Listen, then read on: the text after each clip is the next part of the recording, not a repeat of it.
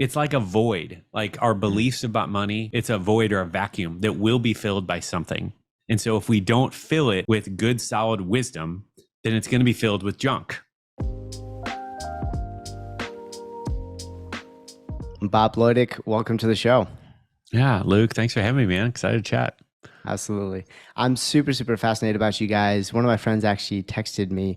I was like, hey, you got to go check out this couple who's just absolutely killing it. They're like super real and vulnerable. And I love talking about finances. And I've always been so fascinated about how do I steward it well. But before we kind of dive into that, I'm curious about you and Linda. How did you guys originally meet? Take us all the way back. Yeah, so we met at a friend's party. I mean, this is, early 20s. Yeah, I don't know where all you want to go in our story, but all the way back. Okay. Yeah, so I went on basically all throughout my high school years. I was more or less a backslidden Christian, and God called me away for like a 7-month sabbatical to really just draw a line in the sand and break free from my old life and move into a new life, just pursuing him. And Lynn and I had been going to church, the same church, for 5 or 6 years and never met. Wow. Like it was a bigger church, but not that big. Like it just, in 5 years, like, because I was consistently going, even though I wasn't really walking with the Lord. And somehow we just didn't meet that whole time. And now looking back, I'm like, I know why, because I wasn't ready. And her dad would have never let me date her if he knew me in my former life, And so anyway, so all that to say, like, I go on this sabbatical for 7 months, spend this entire time just really seeking the Lord, and come back a very, very changed person. And then within like 2 weeks, I met Linda. So It's just kind of funny how that worked. But yeah, we ended up meeting at a friend's party. And didn't end up dating for probably 3 years after that. We're just friends for a long, long time, but that was our story. Did you, during that time, did you have feelings for one another, or was it just kind of like you were actually just friends, or was there like... We were, yeah, I mean, I think both of us would say this, but we're basically just really good friends. Like, we're best friends, and we're honestly hesitant about dating because I think we both knew that if it didn't work out, that we would lose that friendship, or likely wasn't going to be the same, But, God had us to get married. So that's very cool. So then you knew her. So you met her then after like that first 2 weeks. And then how long was it then before you proposed? Like, once you actually started dating, how long was that process?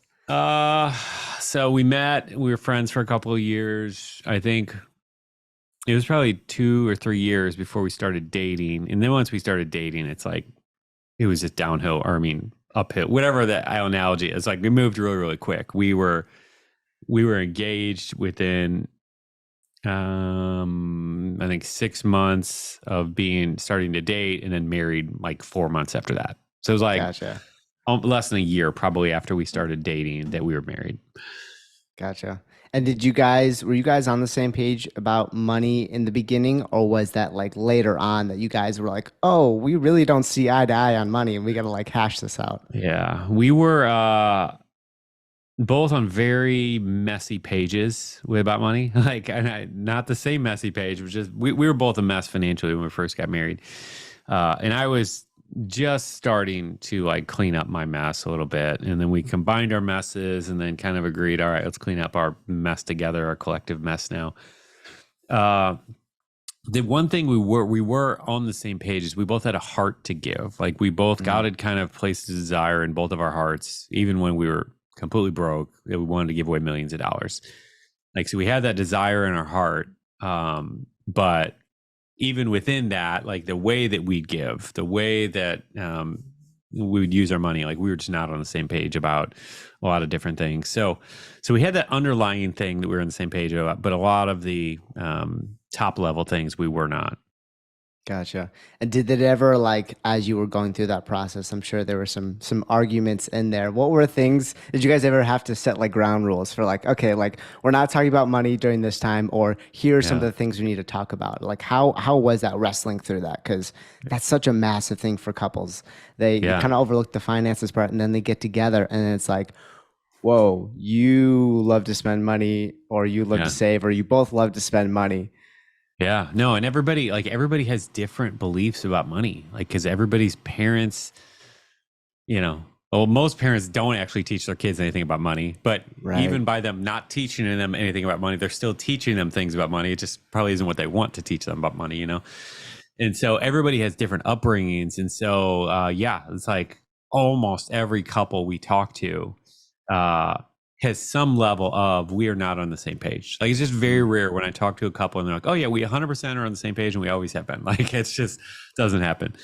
So we were no different. And yeah, there was definitely a lot of, I think, mutual submission and just being willing to bend, being willing to sacrifice, being willing to open our minds to another way of doing something, because like I was very much a numbers nerd, spreadsheet guy, like math, like I'm the one who built the budget or whatever. And she just very much is just like, let's just spend money. Like, let's just spend. I don't really care about saving. And so, yeah, there was just a lot where we both had to learn learn to appreciate the other one's kind of approach to money. And yeah, and part of that, like, because at the beginning I was just too arrogant to think that she had any value to add to our financial equation. And God revealed to me, like, she definitely does, like, that she has a lot that I need her to rub off on me so that I don't save everything up until I'm 85 years old and can't use it for anything anyway. And like, God's used her a lot in my life to help shape my thinking in terms of using money in balance, like having balance, I guess, in the whole financial equation. And at the same time, he's used me in her life to help her not spend everything the minute it gets in her pocket. So How do you think parents should teach their kids about money? I think just talking about it, like, to them, but also talking about it in front of them, because honestly, it's so, I can't even tell you how many times I talk to people and say things like, yeah, my dad said that we just don't talk about money in our household. And I'm like, that's just not good, man. Like, Yeah. how are they going to learn? Like, who are they going to learn from? And the problem is that it's like a void, like our beliefs about money. It's a void or a vacuum that will be filled by something. And so if we don't fill it with good, solid wisdom, then it's going to be filled with junk. It's going to be filled with, well, I watched this Instagram influencer and I've noticed how they spend money. And so I'm just going to pick up my beliefs about money from them. Or the credit card company said I should do this with money, so I'm going to do that. Like, we have to understand that as parents, we have the opportunity to fill that void with wisdom rather than just letting our kids pick up these messages from wherever, whoever is around, who's sharing something, And so, I think a big part of this is, yes, like talking to your kids about money, but even because I talk to a lot of parents who feel like, well, I don't really have it all together myself, so how can I teach them? And it's like, that's fine, but trust me, you have plenty of value to add to your kids. And I think one of the simple things you can do is just talk to your spouse about money, how the decisions that you're making, do it in earshot of your kids. So they can hear how you're thinking about how you're deciding tonight whether or not we're going to go out to dinner or whether or not we're going to eat at home. Why? Like, having that conversation. So we're doing this all the time. My kids are like, I want to go out to dinner every single night. We have 8, 5, and 3. They want to go out to eat all the time. We're going to Chick-fil-A every single day. It's like, all right, well, we can do that. But if we do that, then the money that we had saved to pay the electric bill, we won't have enough money there, because all of our money is kind of partitioned out, and we have some money for going out to eat, and some of it's to pay our bills, and some of it's to give away. And so if we take all of our money and just spend it all on food going out every night, then we're not going to be able to do this. And so we'll have that conversation individually with them, and I'll talk about it with Linda, and some of it's like, sometimes things Lynn and I don't even need to talk about, but we're doing it intentionally in front of them so they can hear it. Because as parents, we know that it's so much more. So many of the lessons that our kids actually pick up, they're caught. It's not that they're taught, it's that they're caught just by being around us, So money, it's no different. Wow. That sounds awesome. I would love that, because I grew up in an environment where money wasn't talked about. Yeah. It was all hush hush. It was like, we don't talk about that. But I'm the most excited about it out of almost any of my siblings. Yeah. And I'm And so, yeah, where did I go? The internet. Started watching Yeah. tons of different YouTube videos, started Yeah. figuring out stuff. And, I But opened up. that's great because you were seeking wisdom, like you were trying to learn about it. But for, I'm not throwing your siblings under the bus because it's like so many other people like this. It's like they don't seek out any wisdom or understanding about how to use money, but still those voids get filled. Like they're Yeah. picking up beliefs one way or another. It's their friends and how their friends spend money. It's somewhere like they're picking up beliefs and habits about money. And so, yeah, so it's awesome that you did that because so many people don't. So that's great, because that's what we have to do. Like when our parents don't teach us, we have to find a way to learn. Yeah. Yeah. Right away, as soon as I could, I opened up a Roth IRA. As soon as Yeah. I turned 18, I switched bank accounts. I was over at this like mom and pop, bank that was Yeah. giving me like 0.00035. And I was like, oh my gosh, this is so bad. I was like, at least give me like 0.5% or Yeah. something. Yeah. I'm not going to it's not even going to keep up with any sort of inflation, especially nowadays. But I was just like, Yeah. I was like, got more and more fascinated with it. And I wish my parents would be a little bit more open about it, but it's a little bit hard to change that now. So what do you do then with your kids? Do you give them allowances, or if they do make money or a little lemonade stand or something like that? How do you divvy that up? Do you make them tithe? Do you make them do this or that with it? What's your approach? Yeah. So, I mean, we have 8, 5, and 3, and those are very different levels of understanding and ages and everything. And so, like, we're still in the process of figuring this out exactly how we want to do everything with our kids. But in general, we don't really have allowance per se, but we have opportunities to earn, and I like that. I feel like it, feels a little bit more establishing some habits and rhythms of you work and that equals money rather than just money just handed out to you, like the government does. So anyway, so that's a big thing that the older two are doing. The younger one, not as much. It's only 3, but both of them, we're trying to teach them that you do some work, and then there's compensation or reward that follows that. Now, within that, we are trying to teach them about giving. We're not laying down a hard and fast tithe rule at this point, because I don't know. Like I'm a little bit torn on this, but just from a practical standpoint of how we're paying them and the divisibility, to be able to break out 10%, is actually a little bit more friction or time consuming than I'd like. And so there might be ways around that, but that's just where we've landed at this point. I'm more concerned about teaching them a heart of generosity, rather than just follow the rule because I told you to follow the rule, if that makes sense. And not at all. I think there's a problem with that. I mean, we will teach them about tithing, but I really want it to come first from just a desire to give, because as much as I think tithing is really good, I do think there's a lot of Christians who have tithed from a young age and just have kind of rested on their laurels and felt like I reached the finish line of Christian giving because I give 10%. And as I see New Testament, giving and generosity, I don't think it's limited to 10%. And I think that a lot of us would be wise to continue to push ourselves further beyond that. So anyway, I'm going off in a lot of different directions, but the point is that I really want to instill a heart of generosity that is bigger than tithing, if you will, if that makes sense.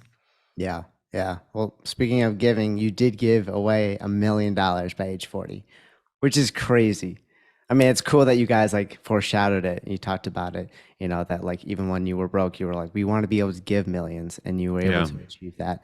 I'm curious what the breakdown of that million was. Was it just giving to different ministries, your church alone? Was it, hey, we bought groceries for, a couple that's actually really struggling, or a different family, or, we bought supplies for this or that?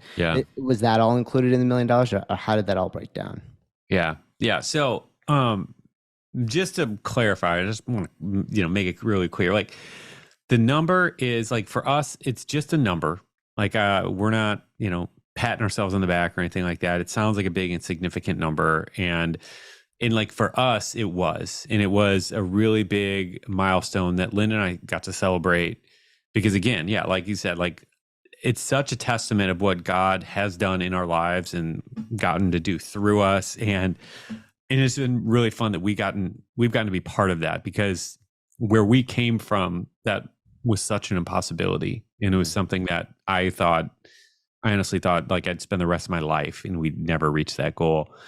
But by God's grace, he's, allowed us to do that. And so that's been really cool. Now, to kind of answer your question, it's really all the above, like everything you mentioned, it's all of that, and so it's been, so we've been, tithers at our church for a long, long time. That's always been a part of our giving. But beyond that, there's a lot of probably 10 or 15 different ministries and not-for-profits that we support, that we really believe in the mission of what they do. We have a good amount of money that we set aside each month for spontaneous type of needs and situations like you're talking about, things like that and other things that come up. So it's really a combination of all those different things for us. Yeah, I've always been fascinated by like how much money someone has ever spent versus ever made. Like if you could just have all those different numbers of like how much money exactly you've ever spent on, I don't know, gas, or you ever spent on coffee, and like all the different spreadsheets, like that would be so cool to see. But I really like your approach with giving and being able to like, oh, you have your net worth more in that. Which is really interesting. I was talking with my brother about it. I had the book laying out on the dining room table, and he walked by and he was like, "Oh, what's this?" And I was like, "Oh, I'm having this awesome duty, so I'm going to be in my podcast." And he was like, "Sweet." So he like started looking through the table of contents, and then he came across the net worth versus net giving, and he's in sales, and so like his mind just works a little bit differently. And so we were chatting up about it, but he was trying to wrap his head around that, like how can you see then your net worth more in the giving side versus like what you have? Because it sounds super obvious. You're like, well, this earth is not our home. Like, we're only going to be here for a short time. But like, what do you think more about that? Yeah. So that whole thing started. Long story short, I was just kind of evaluating. Like I had set some goals and giving goals, and set some, I'd set a goal to be able to give away $500,000 in 5 years. And this was probably when I was 20, I don't know, 6 or 7, something like that. And I wanted to give away $500,000, which was, again, I was making like $34,000 or something a year at the time when I set this goal. Just made absolutely no sense. But anyway, so I remember like setting these goals, and I just kind of come from a meeting with my life coach, and he was just kind of prodding me to like push my goals, setting like bigger and all this stuff. And I remember thinking through all this and thinking through like, all right, so what are some like, I'm setting these 5-year goals, and I'm like, all right, well, what are like lifetime goals I should be setting? Like if I really zoom out life, like whatever, how much do I want to give over my life? What do I want to do over the course of my life? And like just really taking a higher level kind of view on it. And then like, I'm like, wait a minute, I'm an eternal being. Like, all right, so what do like eternal financial goals look like? And as I was just kind of exploring that, I just had this realization that like the world wants to tell us that our financial success should be determined by how much we accumulate. You know what I mean? It's like how big we grow our net worth, how many vacation homes we get, whatever, all this stuff. It's all about how much we accumulate. That's how you measure your financial success in the world. And as I was thinking about that, like, you know what, for Christians, like that's not how we should be doing it. We should be measuring our financial success by how much we give. Because if we're thinking eternally, and if we're thinking about the impact that we're making on earth, if we're thinking about storing up treasures in heaven, like the Bible says, when we give, that's happening. It's like that's how we should be thinking about things. And so that all led to, okay, so if that's financial success, if that's the metric I'm after as a Christian, then I should find a way to measure that. You know what I mean? Because before, like all I was focused on was just tracking my net worth and seeing that number grow. And so it just shifted where it's like, all right, and we still do that. We call it our assets under management now. It's another discussion, but we track our net given. And so it's a running total of everything we've given, just like you were talking about a second ago, since we've gotten married. So basically since 16, 17 years now, it's just been a running total of everything we've given every year, every time we, take someone out to dinner, we host a party, we give to our church, whatever, all the stuff, it's all gets added on that sheet. And that's the only way that we even knew we reached $1 million. Like we would have never known that had we not tracked it. And that's the kind of a fun side note here. Like, I think a lot of people who have been, tithers for a while or given to their church or charities, like might be surprised how much they've given, and so it's a pretty cool thing to like go back and try to track. Because like for me, the thing that was so different about it is, with tracking our net worth, it would be, okay, we'd reach $100,000 net worth or something, and it'd be like a milestone. And so Linda and I would give each other a high five, and it's like, that's cool. We've accumulated this much and whatever, we're making financial progress, and that's all good. That's fun, whatever. But on our net given sheet, once we've given away $100,000, it's like now it's the number, but it represents so much more. That's $100,000 worth of impact that we've made on our people's lives. And we can see those individual stories because we have them written down in the sheet. It's like, oh, remember that time, that woman became a widow overnight and we got to give into that. Or remember that time, that organization that moved us so much, we got to give here, or this person was blah, blah, blah. Like, and we can see $100,000 worth of impact like listed out there. And it's so much more meaningful and it's so much more fun. And so that has been our go-to financial success metric that we're after. That's the number we're trying to increase, and that's the number we're chasing after. Wow.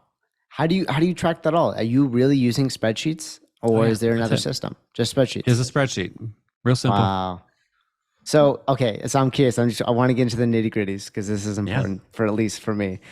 Are you all using one, or do you like track it every year? You like start a new one, or how so we each have one sheet. One sheet. Okay. Yeah. And I have it broken out by, different lines for each year. So each year we just have a running total, and then we have 2 columns. I mean, and I have a sample spreadsheet on our website. It's like seedtime.com/ng. Anybody who wants it can go grab it. But anyway, so it's a one column that kind of keeps a running total for everything. The other column is a total for the year. And we have those years broken out, so we can just kind of see the yearly total and running total. But yeah, I mean, it's very, very simple spreadsheet, just math problem, addition all the way down, But yeah, it's been one little thing, and you could do you could do different tabs or whatever, but this has worked fine for us so far. What advice would you give for, I don't know, say someone like me? So, a lot of my audience is all my age. They're about 18 to 26, and they're either just getting started in their career, or they're Gen Z and they're trying to do their own thing. They're trying to pursue something, right? Everyone wants to do their own thing. Everyone wants to be their own boss. Which is really funny because, right, it's never been easier to get started, right? We have a phone. 30 minutes, we can have a Shopify store up and running. But to make it, that level hasn't changed. I don't think it's changed at all. What advice would you give to those kids, honestly? Yeah, it is funny. I was just thinking about this the other day because it's so funny because I started my website, which is now my business, started as a blog. And so this started when I was 25, I guess. And so now I'm 41. And it's really interesting because, I mean, I remember being 25, starting it, and like on the front-ish wave of what was happening on the internet and blogging. Like social media wasn't around yet, for the most part at that point. And so I remember being on the front wave of doing something that, it was just cutting edge or something like that. And then now, or even if we went 5 years later, like to 2012, like there were a lot of people making a living from a blog in 2012. 2007, like it was really rare. And so I started making a full-time living in 2008. And that's a whole nother crazy God story. But I guess the point is that at the beginning, I wouldn't say that it was easy because it was hard because no one was doing it. But a few years into it, there were a lot more people doing it. So it was a little bit easier because you could see a path. But then it gets to a point where it's really hard again because there's so many people doing it that it's super, super crowded. And, and that's what I would say, like maybe being an Instagram influencer like right now is, or something, or becoming a professional podcaster or whatever. It's like, you can certainly do it, but it's not, you're not on the like bleeding edge anymore to where it's like super, super simple. Now, all that to say, I think that the thing here, the differentiator here as believers is that when you bring God into this equation, or when God brings you into the equation, that's when the opportunity is there. Like I don't think that I had in my own strength in my own wisdom or acumen, the ability to create a full-time living from my blog, in 2008, but it was God's plan. And so like I had to do the work, and I did the work, and I, followed what he laid out for me. But at the end of the day, like I know where my help came from. Like I know what he helped us do, and I know it wouldn't have been possible without him. And so I think that probably, in a roundabout way, kind of tying back to your question, is I think that is the thing that is not to be overlooked. The importance of having God in this equation, and that not just being, oh, that'd be really nice to do X or Y or Z just because I hate my job. Like that's not a good enough reason. Like you need to figure out what God has called you to, how he's wired you, what he's made you to do. Now within that, like because I talked to some people too who are paralyzed to even try anything. It's like, I don't want to try this in case it's not God. It's like, no, don't do that. Like try things. It's God's responsibility to tell you if you're moving down the wrong path, but it's your responsibility to listen. And if he's saying, stay in this corporate job right now, because this is what I have for you, and I'll get you over there to running the Shopify store or whatever else. Like if that's what he's leading you to do, that's what you have to do. I mean, and I had many years of that. Like I remember being stuck in a corporate, cubicle for many years when I was just dreaming and praying of getting out and starting my own business. And he had me in there for like 5 years. And now I understand like what he was doing in me during that phase. I couldn't see it at all. But now I understand the importance of that time. So anyway, I'm kind of rambling, but those are a few thoughts, and you can direct me some further if you want. No, I love it because I'm really seeking that really heavy right now. And there's a couple other guys that we're all on the same path. Like we all have different odd jobs. Like some of us are videographers or photographers. Some of us do manual labor, landscaping, tree care. Yep. And then the rest of the time we spend it on like the things that we want to eventually make pop off. And yet we always continue to like bring it before the Lord. We're like, Lord, if this ever becomes too much, like take it away. Yeah. Like, and that's what I'm always fearful of is like I don't know where that line is. Like it's such a prayerful, and I don't think there's a black and white answer. There can't be. It's prayerfully walking through it. But I'm always like, okay, Lord, I'm like, there really is a limited amount of time I have in the week, and there's a lot of different ministries and a lot of good things that I can be a part of. Like a lot of good things. I'm a musician, so like I have to say no to a lot of different stuff so I can work on this. But I'm like, but they need someone to go play. And so it's like, it's hard to figure out like, how do I figure out, how do I say no to the good things and know exactly where God is leading me? Do you have any thoughts on that? That is the hardest thing. That is like, I would say once you've created a business or you have anything where you have some level of success in it, like is at the beginning of starting a business, like you have to say yes to a lot of different things. You have to throw things up on the wall to see what's working and to find out, and this is what I mean, like trying things and experimenting and seeing what you're gifted at, see where God's hand is and all this. And that's really important. But there becomes a point where you have a level of success where the most important thing is to get so good at saying no. And this is probably the hardest thing of the last 10 years of my business, I would say, is saying no to really good opportunities. But the problem is if you don't, like you can so quickly diversify yourself to doing so many things that you're just completely ineffective in all of them. And it's really hard. It's just hard. And I mean, it's hard, because there've been so many things where it's like, this is basically like money that is just being laid on the table because I'm passing up on this opportunity. It wouldn't take me much time. It'd be easy, blah, blah, blah, blah. But all of those little things add up to complete distraction. And I'm convinced that the devil uses that on so many of us right now to keep us out of just really God's best and what he has for us to do. How does your approach, I guess you kind of already emphasized it, but how does your approach differentiate from prosperity gospel? Because the prosperity gospel is God wants you to have money, or God wants you to be wealthy. He wants everyone to be wealthy. And it's like, I don't know where in the Bible you're pulling that from, but you're really stretching some verses. Yeah, we need some kingdom builders or kingdom sowers, as we call them. But that's not everyone. There are some people who are called to be poor in the eyes of the world, but are still very rich spiritually. Yeah. And that actually, God can often use that, right? To stand out to unbelievers. Like, dude, how is this guy so happy when he's like, he's not making a Yeah. lot of money, or he's poor? Yeah. I feel like the whole thing is just kind of, yeah, there's so many different thoughts here, but like, I think again, when it comes back to if we see ourselves as eternal beings, like I'm imagining like whatever, going to being in World War II or something and like living in a bunker, you know, or like being in the trenches.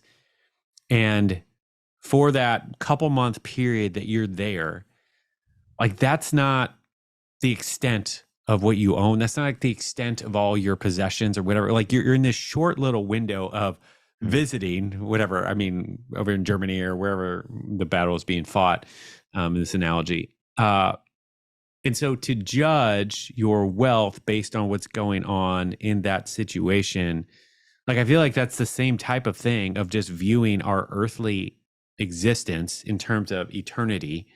You know what I mean? So to your point, it's like, yeah, it's like I don't want to be so short-sighted that I feel like, well, I have to be someone who's in a bunker and I'm still wearing a three-piece suit and I'm still being served, you know, grapes being hand-fed to me or whatever the thing might be, you know. So I feel like there's a very short-sighted way of looking at it. Beyond that, I think the other thing that's really important for a lot of people to understand is that I believe that God gives to us, you know, and we have a part to play in all this in terms of our work and all this, and we can take this in another direction here, but like we all have separate callings and we have different things that God has called us to do, and therefore there's different resources that we need to fulfill the calling that God has for us. And so there's some people who probably need 7 figures worth of resources to do what God has called them to do. And there's other people who maybe don't. And I think that that's should be okay. I think that should be reasonable, that God might call someone to be a full-time teacher because that's where he wants them to make the impact, but that they're probably never going to make a 7-figure salary, you know, being a full-time teacher type of thing, you know. And it's like, and that's part of where just submitting to what God has called you to do and being okay with that.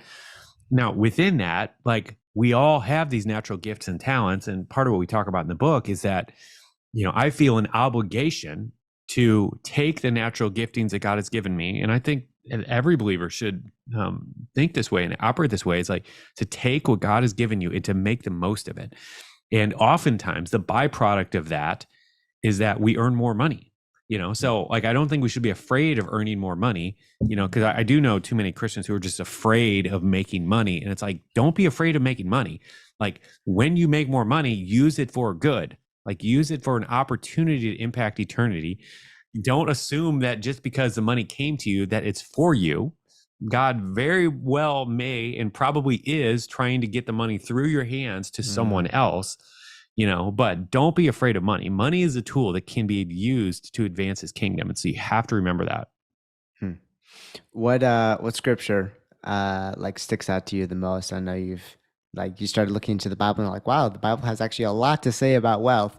What's one that you always come back to that's always like, yep, makes sense? Yeah, 2 Corinthians 9, like the whole chapter, is my favorite chapter. I mean, pretty much our entire book is just kind of based out of that chapter. And it's all about, the entire thing is about giving, the context of giving, but it's in a, you know, Paul's using a farming analogy and this whole idea of, you know, what you sow. If you sow sparingly, you're going to reap sparingly. If you sow bountifully, you're going to reap bountifully. And this whole idea of sowing and reaping is very much established in that. And I love what he says. And I think it's the 8th or 10th verse in there, just this whole idea of, he provided an abundance for every good work. And I love that. Like, so when there's an abundance, it's not just for us to buy as much stuff for ourselves as we can, but that for the good works that he's called us to. Like, that's the big part of what's supposed to go there, you know? What are your thoughts on Dave Ramsey? Dave Ramsey? Yeah. Ramsey he's just been a big influence on our lives. He's impacted us a whole lot.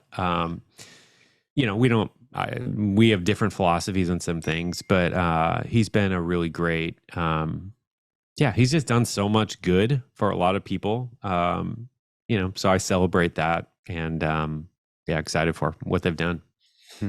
What would you recommend for people who are just trying to figure out what to do with their money, right? Whether they got $300 in their account or 300,000, right? What should they use for budgeting? I guess let's talk about people who are on the low end, a couple $1,000s in the bank. Should they use something like YNAB? Should they use spreadsheets? Should they just experiment and try to figure out what works best for them? Or what's one path that you're like, start here? Yeah.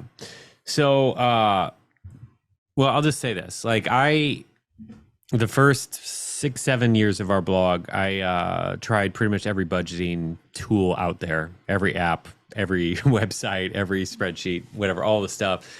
And to be honest, I just didn't like any of them. And we had a hard time, Lynn and I together making them work for both of us.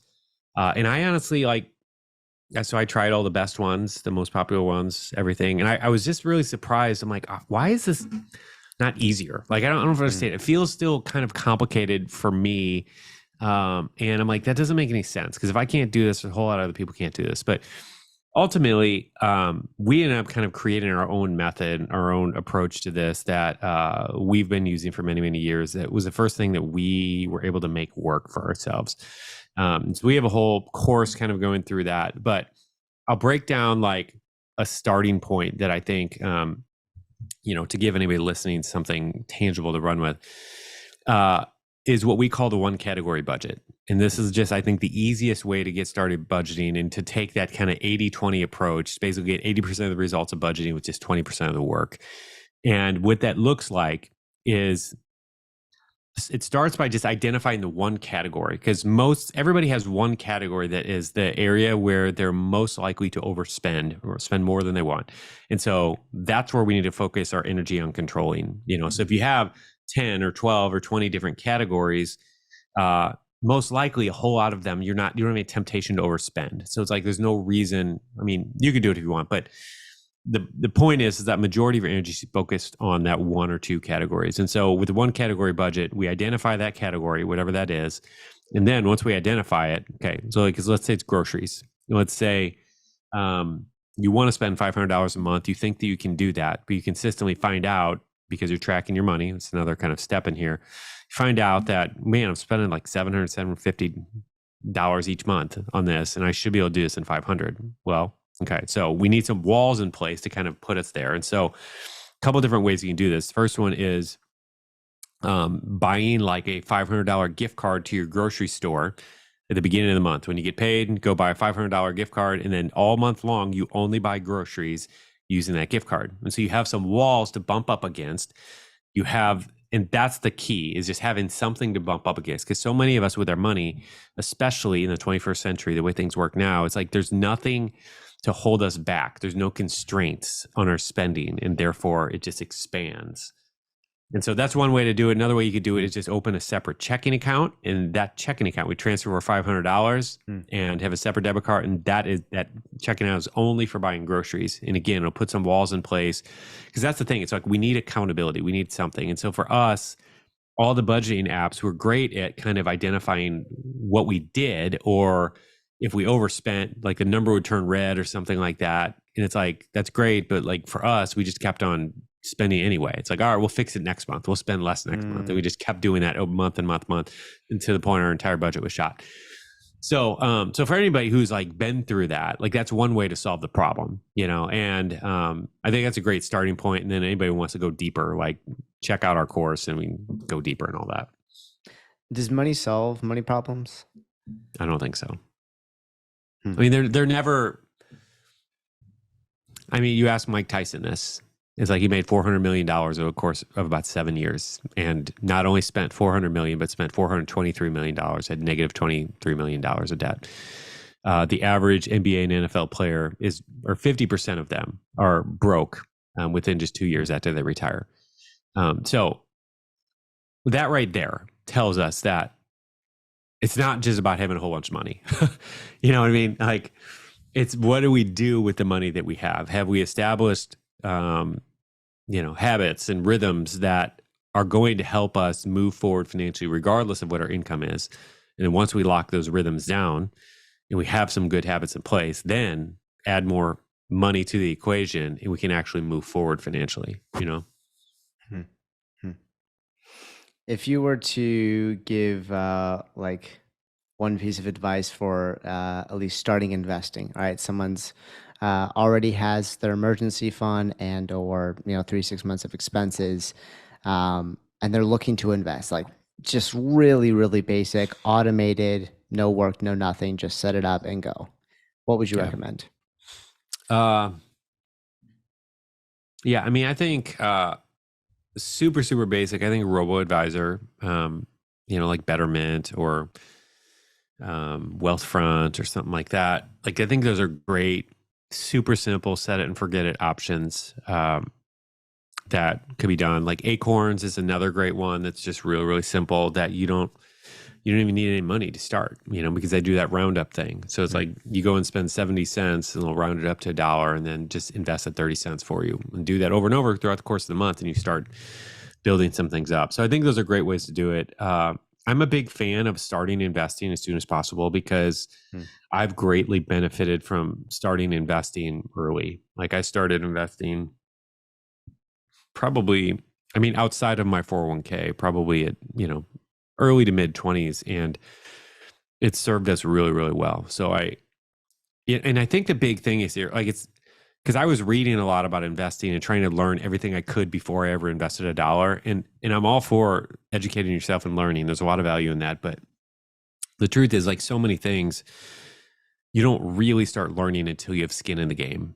And so for me, once I actually started putting money in and was actually losing money, that's when I really started learning, And so I view a lot of those early years of investing, like don't think about it in terms of losing money or making money. Think about it in terms of paying for your education. And so it's okay to lose money as long as you're learning from it. Well, thank you so much for coming on, Bob. If people want to find more about you and the things that you're doing, where do you want to send them? Yeah. So our book is a great place to start. Simple Money, Rich Life, or our website, seedtime.com, or Instagram at seedtime, or Seed Time Money Podcast. Any of those places will be great. Awesome. Thanks for coming on. Yeah, man. Thanks, brother. What's happening, people? Thank you so much for tuning in. If you enjoyed this episode, then press here for a selection of the best clips from the podcast over the last few weeks. And consider subscribing. Peace.